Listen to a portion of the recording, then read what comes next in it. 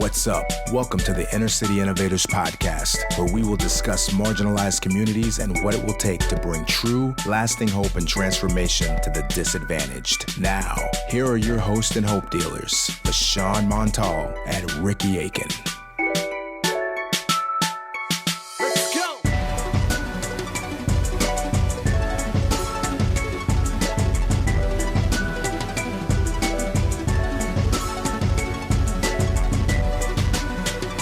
What's up, y'all? Welcome back to ICI Podcast, where we teach you how to be a hope dealer. Today's guest is none other than Kenny Alexis. How's it going, bro? Yo, what's up, bro? What's up with it? I'm happy to finally have you here, bro. For sure, man. Long time waiting, man. Yeah. Me and you oftentimes, man, when we see each other, we're always reminiscing about growing up in the hood. And that's kind of what the focus of this podcast is. And I want to kind of pull out your story for the audience so that they can have more understanding of what it's like to come from where we come from. Right.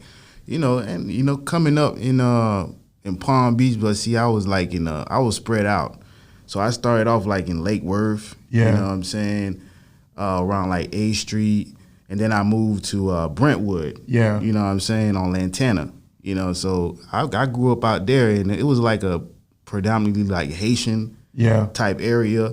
And so like coming up, like back then, being Zoe wasn't really like the thing to do. You know what I'm saying? I always repped it like, hey, I'm Haitian, bro. Regardless. But I had like a lot of friends, like they'll be like, oh, I'm Jamaican, bro, or I'm this, I'm that. You wanted to disown it. Yeah, so it was like, it was always a little bit different for us. You know what I'm saying? And then over time, we just kind of like stuck together and was like, yo, listen, bro, we here to stay. Like, the people that are really for the culture. And so once we got together and just started sticking together and doing the music, music was really kind of like got us out there. And then after that, bro, it just went on from there. Not everybody want to be Haitian. You know what I'm saying? That's a good point. And for our listeners who don't understand, like, I remember when I was growing up, like, being a Haitian was not the thing to be. They were probably the most ostracized in the black community. They didn't fit in. They didn't have a place. And so they were picked on a lot. There was just a lot of bullying that was unnecessary that happened. But as you said, somewhere things shifted to where people are not only proud to be Haitian, but you got people that aren't on it. I even call myself an honorary Haitian, for sure. Because I did a mission trip to Haiti. And anytime I'm dating a girl, they assume I'm Haitian. So I always got to double check with my mom. You sure you know who my daddy is? Well, you do have the Haitian look a little bit. See? I ain't gonna lie to you. If I see him, I'm like, bro, look like he Haitian for real. I swear, bro. I be having to like ask my mom, like, Mom, you sure? Well, it's the thing. It's not even just the look. It's just our demeanor and how we carry ourselves. I know black is black, but at the same time, we still have some diversity. So Haitian people, we move a little bit more, calm to situations. That's what I see in you. Like if the building could be falling, you look at a Haitian, he'll just be like, oh, the building's falling. You know what I'm saying? That's a funny thing. When I was in Africa, I was in Uganda, and this dude was able to look at me and he could tell which part of Africa I was from. And like Haitians, they're just people that were dropped off at a different island in the slave trade. So I always remarked at that, but you never know. I may be from the same tribe that many of the Haitians that are in this country are in. Yep. And that's the thing. Like, people don't know the history too. I think us as a culture, Haiti's part of, black people. Absolutely. That should be looked at as, okay, we actually did something. First Republican free place in Haiti was, the Haitians. You know what I'm saying? And after that, the story went on, they kind of like fell off just because of the world kind of like blackballed them for being free. And so you have to think these people like made a change that was not heard of back then. Right. And you're absolutely right. And I always wonder why Haiti or the Haitians, especially at that period, didn't get that kind of respect because it really was like the most successful slave rebellion at that time, where they overthrew their captors and they laid claim to a land that they were forced to work.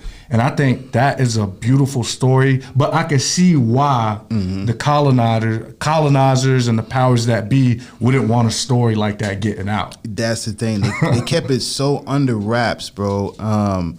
And they started creating like different kind of like, images like, oh, these people over here, they're like this. And right. And so when when my dad came to America, it had to been like 85, around there.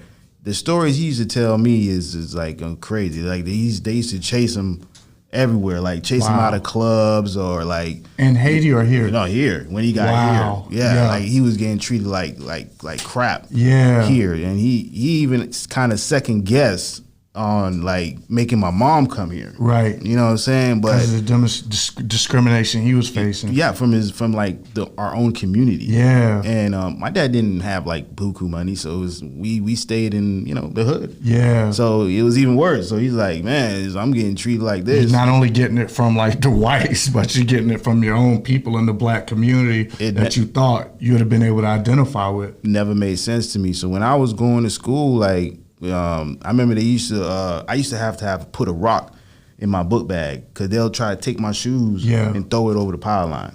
Wow. You feel me? Just because I was like Haitian or something like that. So as a kid, you would have to be thinking about protecting yourself. Yeah, already. And the rock was the closest thing you could find to protection. Because it was just so much anger with them, like, because my mama probably would speak Creole to me and they'll be like, oh, you Haitian? Yeah. Like, yeah. And then, you just see the demeanor.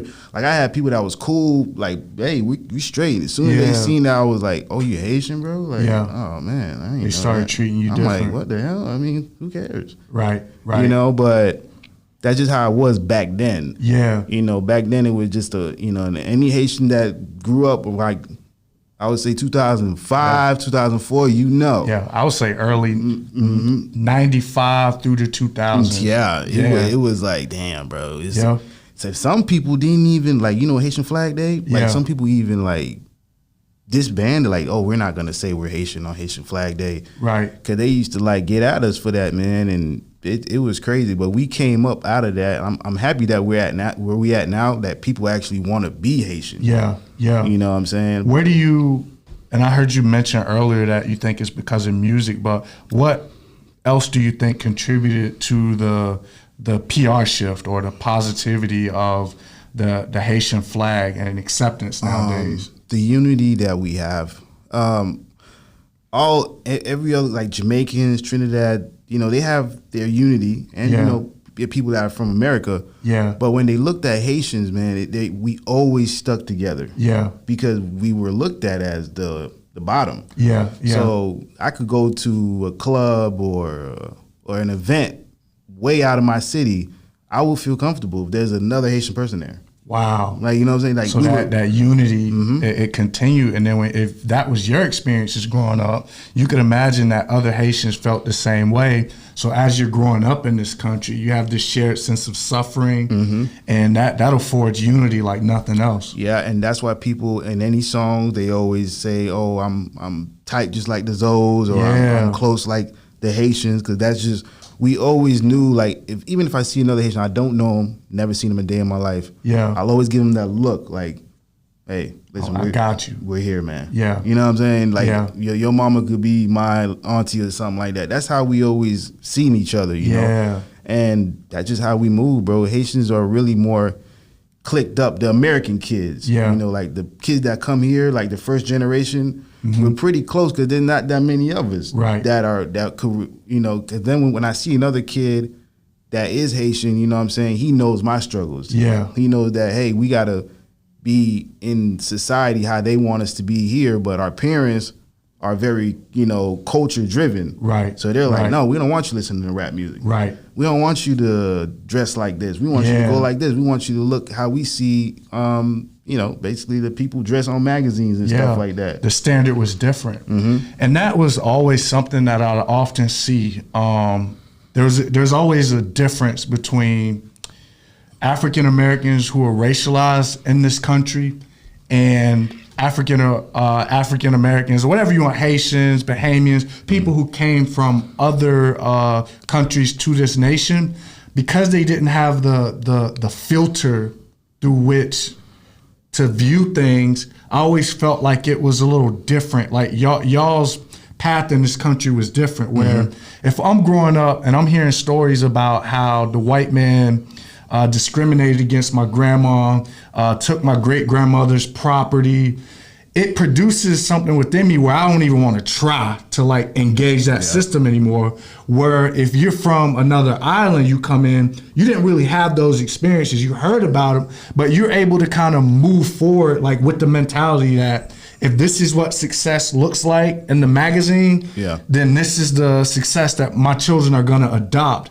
And I think it guarantees that you don't have to deal with certain mental barriers as you pursue the American dream. Exactly. Yeah. You basically just put it all into, that's what it is right there. Like my parents, like when we grew up in the neighborhood, like when people were talking about the stuff that they're going through, and my mom used to be like, see it. I don't know what that means. You know what I'm saying? Yep. And I'll try to relate to them like, damn, you guys had that much? Like, oh yeah, my great-grandfather, you know, we used to work at this farm over here, and you know, he ended up inheriting it because he worked there this whole time. And I'm like, damn, that's crazy. Yeah. You know what I'm saying? Because I could go down to my great-grandmother, my great-great, and there's no slaves. Yeah. There's none. Wow. You know what I'm saying? Because we got our freedom in 1804. Yeah. So we were like, it's so crazy. Yeah. It's so crazy because the potential that we had was like, it could have been that, you know what I'm saying? And there should be a sense of, I think there should be a sense of pride, like, and recalling that when you can trace your family's lineage back that far,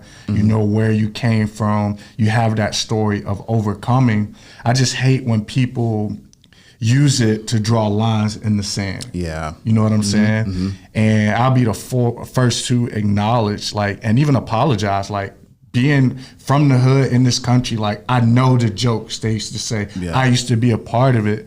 And nothing brings me more joy and fulfillment to seeing my Haitian counterparts have the success they have. And I think anything that seeks to divide us or draw lines between us is bad for all of us. I don't care what group, what stop you made on the way from Africa to this country. So I think you always embodied that to me. You always had like you got a calm presence about you, right? Like that calmness you talked about, you always wear it. And I know you don't just get that calmness if you haven't gone through things. I know you had gone through things to become this way. So I want to ask you, how do you feel like your childhood impacted who you are today? Yeah, that's a good question. It's like, you feel me? I seen a lot of trauma, you know.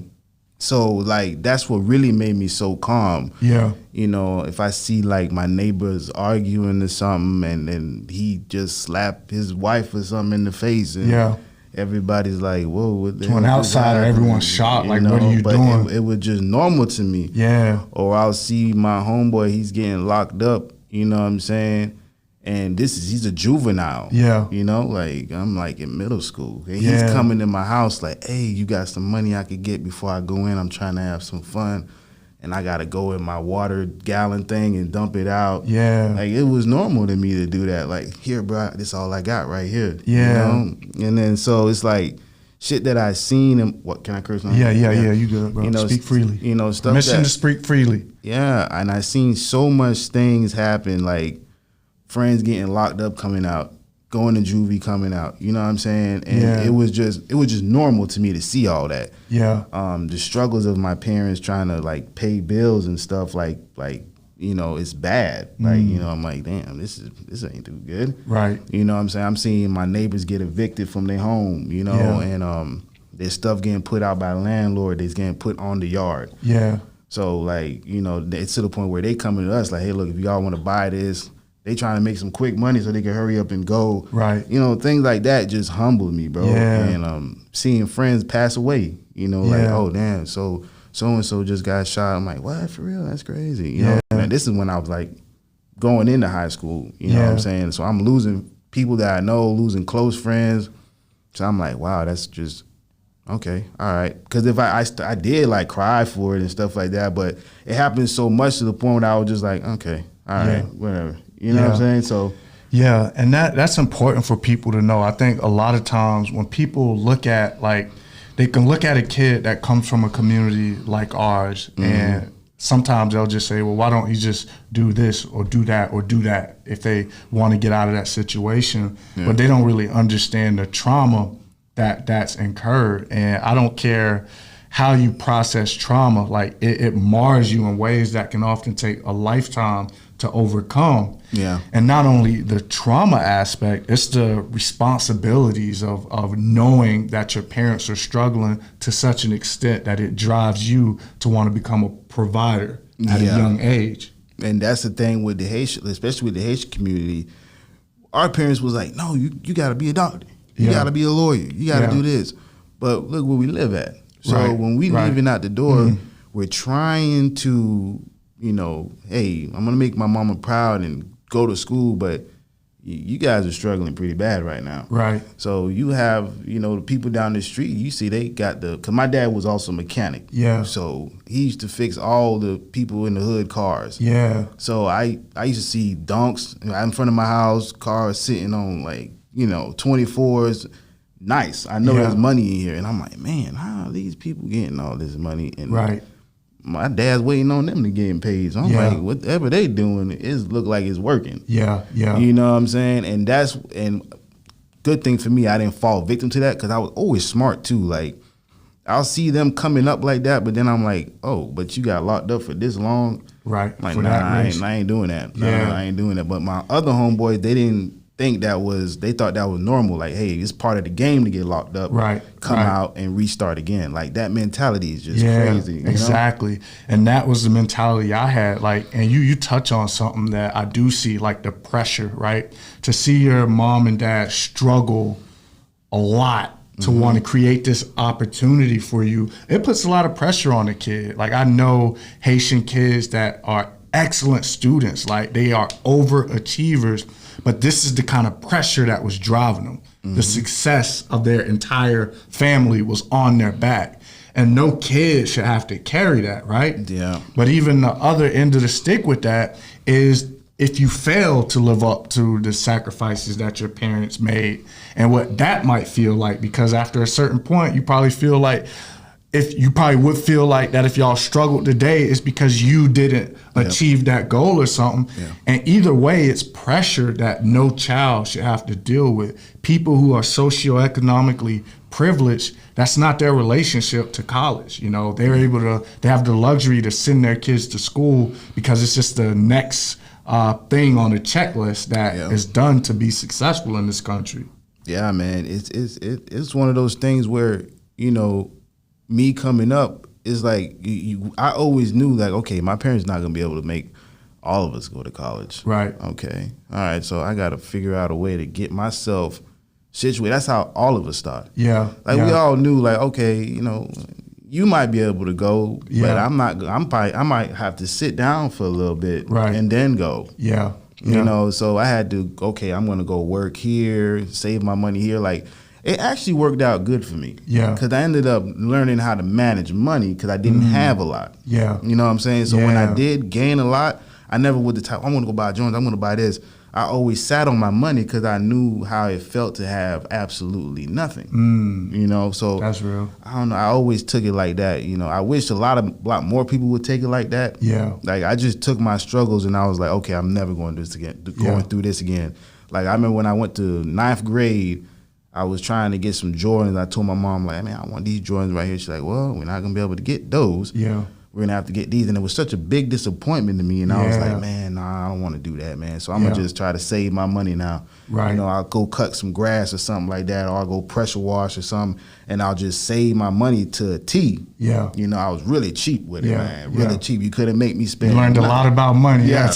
No. So when I got my shoe, I kept it clean. Like I always fixed my bed because I didn't like dirtiness because I seen it so much. Yeah. Yeah. You know what I'm saying? Like I'll go to somebody else's house and it just look crazy, and I'm like, damn, that's how my shit gonna look. You know what I'm saying? I'm like, nah, I'm gonna keep it clean. I don't have the best shit. Yeah. So anytime somebody did come to my house, it's not much, right? But my stuff is clean and organized, because that's the best I could do. And you touch on something that I feel like people oftentimes miss, and it's the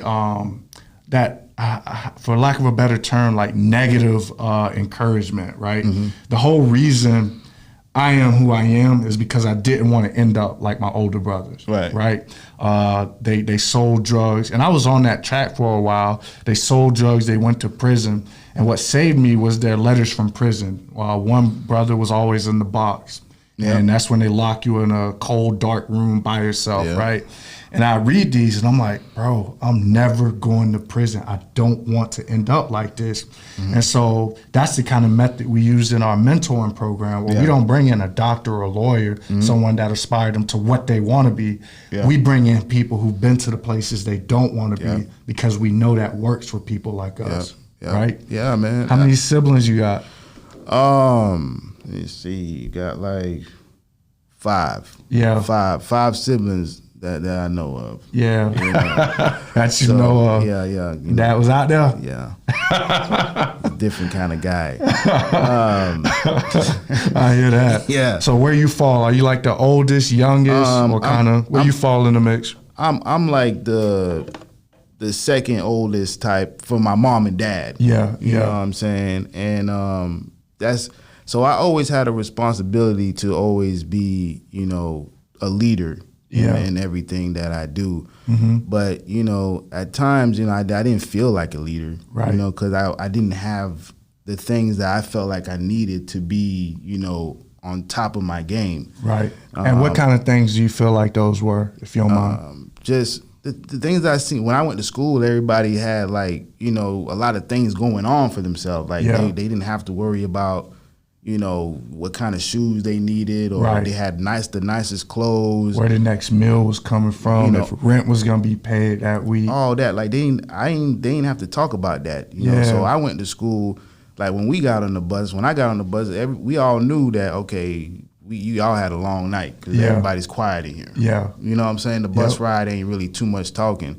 And if we did talk, we roasting each other. That was our escape-way. We just gonna kick jokes to you. Yeah. You know, hey man, you got some Bobo shoes on right now. Yeah. And knowing that I got Bobo shoes on right now, but yours is more Bobo than mine. So it was, you know, it was just something that we tried to do to kind of like stray away from the fact that, you know, we're fucked up right now. Yeah. You know. And you touch on something that's like so important for our listeners to hear, because it's easy to take for granted. Like when you got a kid that doesn't have to, like when a kid has to worry about if the lights are going to be on when they get home, right? If there's going to be food, right?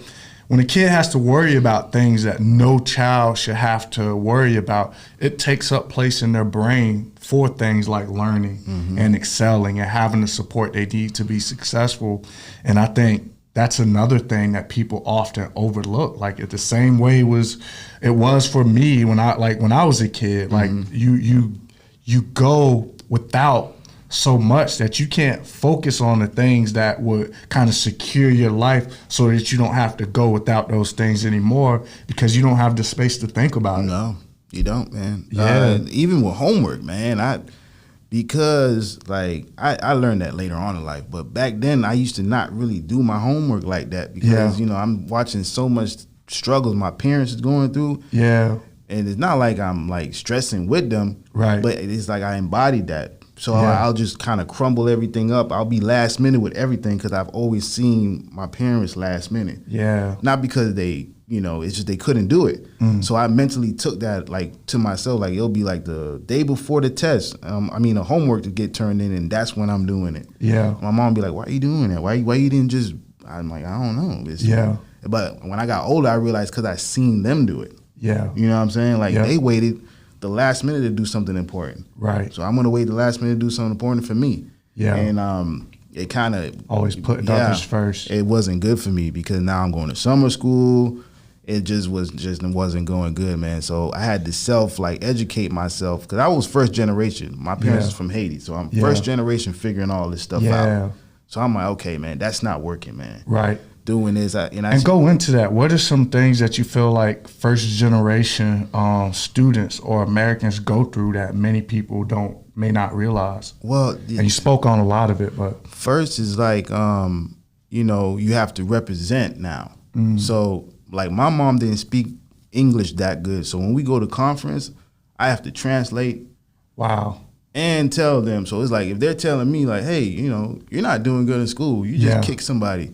I'm like, God, man, all right. So you're tasked with having emotional stability to communicate that to your mom, who you're going to get in trouble if you tell her. Yeah, so I have to tell my mom in Creole, like, hey, well, they saying I kicked somebody, Yeah. So I learned how to, like, I'll say it, but I won't say it like it's a bad thing towards me. Right. I'll just be like, man, I'll say it in Creole, like, man, she's saying I kicked somebody. It can't be true. Taking the blow. Yeah. And so she'll just that's one of the things, like just not having a Haitian parent that doesn't speak that much English. It was always that barrier. Yeah. Right there. And that's one of the things that we went through. And I could imagine I can imagine how it's like a lot of responsibility for a kid. Yeah. Right? Like when you think about your parents, you like to think your parents are strong, right? They will protect you. They'll go into these spaces. And to me, it kind of gives me anxiety thinking that like, oh, my mom doesn't even know what the hell is going on. No. So I can't feel safe. Like, yeah, it's one of those things where you're just like, all right, I got to deal with it, man. Every conference, it was that. And, the way that we carried ourselves was different too. Like my parents always, hey, you got to be in at a certain time. Which is good. Yeah. But growing up in the, in the hood, you know what I'm saying? Like people are not doing it like that. Right. They're not that strict. Yeah. We were strict to the point like we lived in the suburbs. Yeah. That's how my parents was. There ain't no rap music. Like, right. No. Yeah. You could not listen to anything rap. They were ahead of their time on that one. Yeah. But see, it kind of led to, a bad way. Because now you want it more. Your curiosity is kicking in, right? Yeah. So now I'm like, damn, I want to know what they don't want me to listen to. Right. So now I'm sneaking. We had CDs. I'm old school, so I'm putting CDs and listening to music, and I'm like, man, this is good. I like this music right here. So that's when that temptation led to like others. That's how I ended up sneaking out the house. Yeah. Because I wasn't able to go to the block party that everybody was going to, so I'll sneak out. I bless them. I thank you for like giving me the knowledge, but I feel like them trying to control every aspect of what I was doing kind of led me to almost go the wrong way. Yeah. You know what I'm saying? But, it's you can't blame them because once you step out the door, look at what you're looking at. You got so much mess happening. And we can assume like they're doing the best they can to keep your best interest at heart, to put you on a better path. But, those two things you mentioned where you have to be the adult in many cases, and also the over like watch parenting, the helicopter style parenting. And we see it all the time. Like we know the jokes where we say that if you like, whenever a girl that is on lockdown, she's going to be a freak, right? The girl that the parent is spending the most time trying to keep her like in the house and she ends up becoming a freak because she learns to want the thing that like everyone's telling her is her parents are telling her is bad for her, so we see how that can lead to though, that. Like because I remember coming up like most of the girls that we didn't got sneak through the window for the one that's always to themselves because they so curious about what's going on, right? And man, that's just another thing, like the curiosity that kids have. I think, parents be forgetting that even in our culture, just black people, period, I think they be forgetting like, yo, these are still kids that are curious. Yep. You know what I'm saying? And like back in the day, they used to roll dice. They used to roll dice on the corner or they'll gamble. We had like little gambling houses and stuff like that. You know what I'm saying? So we used to walk by there and see all that, and we just like, man, what is that? So the curiosity, we did it ourselves. Right. You know what I'm saying? We didn't have dice, but we used to like get you play like you know what you're doing. Yeah. You know what we doing. So then when we got older, we got real dice. Yeah. And we play. And I used to hate the freaking dice games, bro. It always ended up with somebody either getting robbed or friends falling out by something. I never understood it, but I played it. Yeah. And you touch on something that I don't want the audience to miss, and it's the reality of, like, on one hand, you want to protect your kid, right? Mm-hmm. But when you protect them so much, it can have the opposite effect of leading them to the very thing you're trying to protect them from. Yeah. Right? We always say the problem in our community, like, one of the biggest problems with gun violence in our community is how our kids are oriented to the gun. Yeah. Right? You could have a white kid in the middle of nowhere, North Carolina, that probably is used to seeing guns. There's probably a gun hanging on the chimney in the back of dad's car, and they probably see guns as something you hunt with.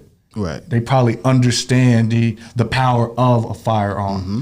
But inner city kids are oriented to the gun for their first time when it's time to handle conflict, or they hear about it in regards to retaliation or someone handling conflict. Yeah. So when they think a gun is to solve my problems, my personal, interpersonal problems. And I think that's a problem, and parents need to spend time with their kids. I ain't saying teach them how to use a gun, but tell them what a gun is, and that decisions made with that gun can alter not only their life, but destroy the lives of others. And then because our kids, like, when you're a teenager, by nature, you don't take consequences seriously. Right. You know what I'm saying? Like, you don't understand the impact of your decisions and some of the actions you make. And the only people that can do that early enough for it to count is parents. Right. And see, that's the thing about, like, you know, with the gun thing, right? Mm-hmm. See, it was always like, no, we don't even talk about guns. It's just bad. Mm-hmm. Bad decision. But then when it does come about, it's always from somebody getting mad or having a reaction off of something. So we took it as this. And I'm just speaking as a whole. So we're like, okay, all right. So whatever our parents are telling us about these guns is bad. Right. But whenever this person feels some type of way, he pulls this out. Yeah. So, okay, so it got to be used whenever you're mad. Right. So that's how we always took it. Yeah. That's why I feel like the gun violence is so big, because we don't have any information on it, and the only people that's using it is to protect themselves from something happening or like a disrespect. Exactly. So that's why it was always the first go-to. Yeah. It was like, oh, shoot, you disrespecting me, I'm finna grab this because this is what helps. Exactly. You know what I'm saying? And I always tell parents, like, tell your kids the truth about the world, because the one thing remains true that I've been seeing, right? Your kid is gonna test, when they become teenagers, they're gonna test everything you told them about the world. And if they go out into the streets or out into the world and find the truth there, then you're gonna lose credibility as a parent. Your whole role is to prepare them for that journey, because it's the nature of teenagers to test what they're being taught at home when they go out into the world. You wanna be sure that when they're tested, you gave them the right information, so that when they're being tested, they can say, you know what, my mom was right about this. Because that's how my grandma probably really saved my life from the grave, because she would always tell me the truth about the streets. Yeah. Right? She told me that, she told me about my friends, how, you know, they're there when things are good, but when things go bad, they're nowhere to be found. Like, she just told me all this stuff that when I got old enough to test it, she was right. Yeah. And so I saved myself a bunch of trouble. When my homeboys were escalating and getting into further trouble, I was like, no, bro, because I saw through the lie thanks to my grandma. So if you're a parent out there, you have to tell your kids the truth about the world they are in. You only harm your influence. Or somebody else is going to do it outside that doesn't have good intentions. You know what they used to say back, I don't know what they say now, but they used to be like, oh, you need to be battle tested. Yeah. Like, battle tested as in like, I'm going to tell you that I'm a real dude or I'm solid, dog. They're going to be like, oh, no, you didn't get battle tested yet. Yeah. Like, so you want me to go through something to prove that I'm worthy of saying that I'm this. And it's just, man, the logic that we have sometimes, man, it's just like, whoa, bro. Yep. Doesn't even need to go that far, man. Exactly. I remember I used to go to block, my bad. I used to go to block parties, right? And I used to always remember, like, I could picture, like, okay, it's about to get bad right now. Because you'll see everybody dancing, you know, dapping up, having a good time. Yeah. And then you'll see one song come on. that okay, this is gonna turn it up. Nucky if you buck. Oh no! See, what was playing down here was like who you with? Yeah. Who you with? Yep. Like when I heard that turn on, I'm like, I told my homeboy, hey, look, we gonna have to go. Yeah. So people are gonna be throwing up their signs, and they're gonna throw up theirs, and you just see it went from all kiki laughing to dancing to those chairs getting thrown. Yeah. And then when you get outside, the anger is still feuding. Yep. People don't like to get their ass whooped. Yeah. So that person is getting whooped, so he gets tagged down. His homeboys see like, man, whoa, they going in on him. We might not be able to defend ourselves like that. Right. All right, get the strap. Yeah. So now you get the strap. Now somebody dead over just you probably dancing with somebody's sister or something, I always said that the city of West Palm Beach is probably responsible for a lot of this clique or gang violence we see going on, because to your point, back in 2000, I want to say 2005 or somewhere back then, the city wanted to stop kids from Tamarind and Pleasant City from going to City Place. We used to go down to City Place. We were mischievous, but the solution was BS, and it led to more problems. So they said, to keep these kids from coming to City Place, let's open up a dance on Saturday nights at Roosevelt Full Service and at Gaines Park, which are both in the hood, right? So what's wrong with this, right? You got a bunch of kids from different hoods, no direction, listening to music, and then as you described, when songs like that come on, I remember those days. It's a fire. It's like an explosion waiting to happen, and every weekend they exploded. And I remember at first we used to fight. I was with DTP, Downtown Projects, aka the Beam. And so I remember how it started. We get in fights with people from other places, and it was just fist fights, right? Then after a few months of that, one clique got access to a gun, where it started out a fist fight, then somebody from the other side shoot us off. Well, they ran us off with a gun, so now what we gotta do? We gotta have a gun, right? And so I watched things escalate, and before that, there was no 5th Street, 6th Street, 7th Street, then the Bean, like it wasn't as fragmented. It was simply West Palm Beach and Riviera Beach. Right. West Palm Beach was mainly united until that point. But now you got all these kids that want an identity, that want to feel protected when they go to these things, and they're associating themselves based on the street they live on or where they grew up. And it just led to so much unnecessary gun violence. And I think when our city constantly, even to this day, will make decisions that benefit the bottom line of billionaires more so than it would to protect and preserve the outcomes of kids who call these communities home.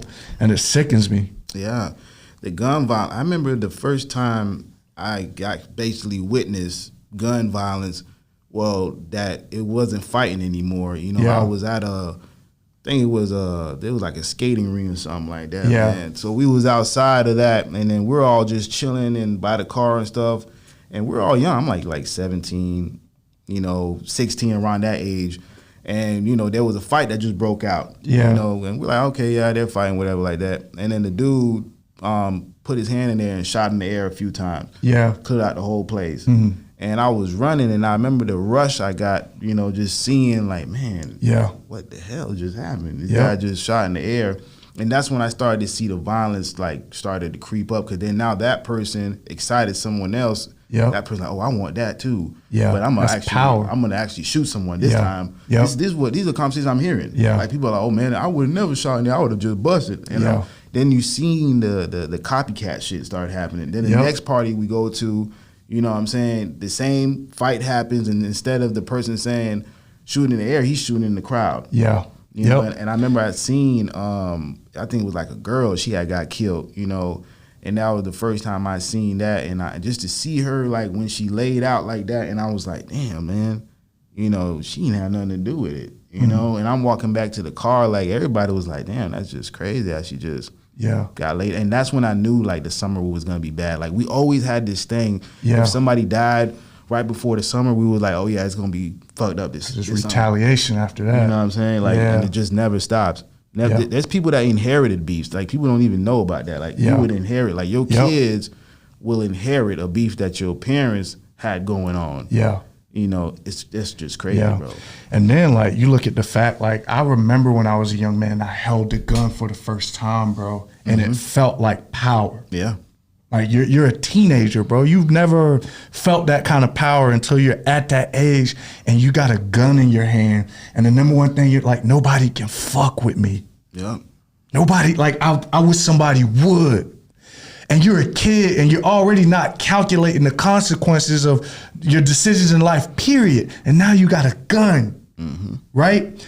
And so I've seen friends of mine, I know friends of mine who've murdered.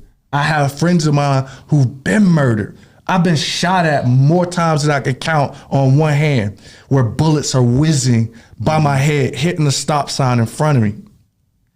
Like I've had these experiences and they were adrenaline. They were adrenaline filled, bro. Yeah. Nothing makes you feel more alive than being shot at and shooting at someone. Yeah. But it's the consequences that that nobody considers. And those are the things that, because we ain't have nothing exciting going on. I think that's the main thing. That was it. When I go back to school the next day and I'm like, man, they didn't shot at me at so-and-so, whatever. Everybody wants that story. It's crazy. The women is like, oh my God, yeah, I seen you run across the street, da-da-da. I'm like, oh man, this is cool. I like this. You like the energy because people know what's happening out there. Yeah, you get to come to school. That's why I kept going to school long after I dropped out. I've been stopped engaging in school, but I kept going because you want to be plugged into the zeitgeist and what people are thinking about what's going on back home. Yeah, man. How did you overcome? Because everything we're talking about, I always compare like the streets to like the gravitational pull of Earth, where if you get too close, it can pull you in and destroy you. How have you made to escape that trajectory and be who you are, someone that's like kind of escaped most of the most negative aspects of growing up in a community like ours? Just seeing death, just me keep seeing it happen over and over again. I lost a lot of friends, a lot of close friends from just violence, man. Yeah. So I just, instead of me just going deeper into anger, just something clicked on me. I'm like, man, nah, I gotta do better, man, because I'm gonna end up gone like them. Right. When you bury your friend, is somebody that you've been kicking it with and stuff. You get, it changes you permanently. Yeah. It could either change you for good or bad, or it could just make you numb to everything. But a lot of people usually go negative because they're just angered by it. But me, the conversation I used to have with my friends, because they always wanted me to go further, because I was, I always was in the books and stuff like that. Yeah. So they always like, Kenny, man, you need to make it. Yeah. So that's why I was like, you know what, man, I got to represent for them. So I just got to change, man. I just got to change. I got to do better.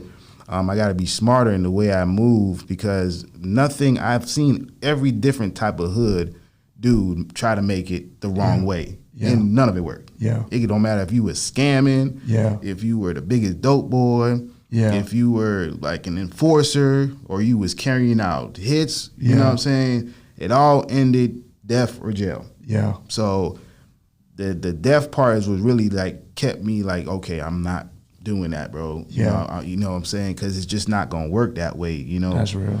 And that's how I did it, bro. Because I had to bury, you know what I'm saying, at least 4 people.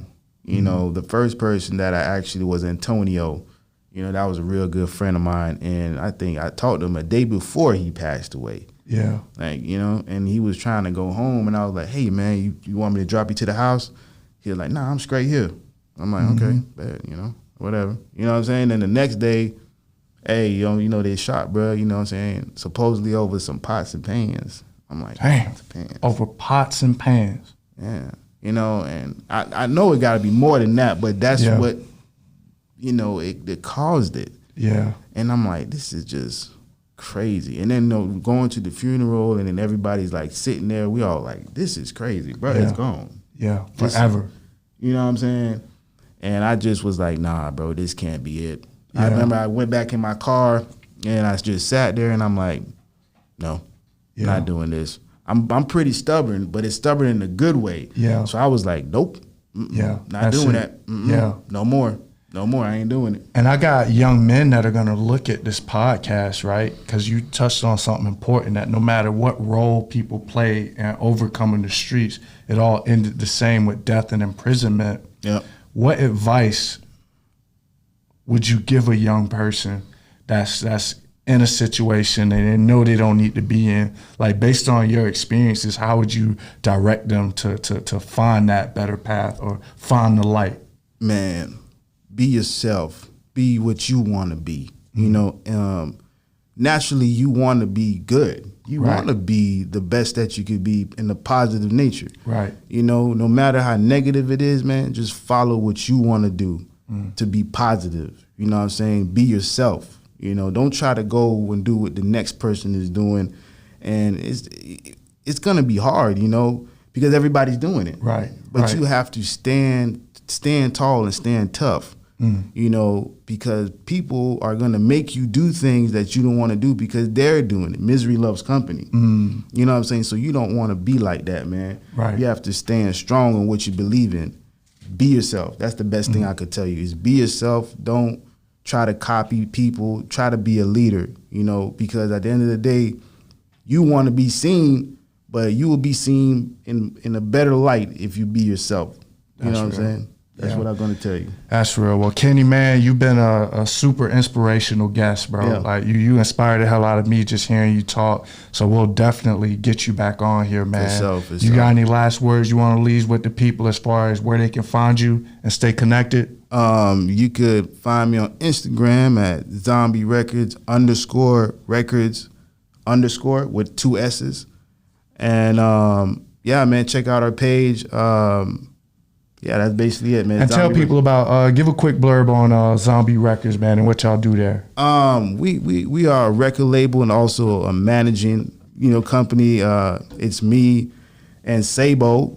We both, you know, run this thing, and we got our artist Don Jean and Kel Denise, and we got like a couple people we work with, like engineers like Navi, Ben. And we just a small label, which is also a family. Yeah. And we're just trying to produce music that's gonna be lifelong music. Yeah. You know, that's the thing me and Sabo try to inspire to do. Yeah. You know, and yeah, man, we are on our way.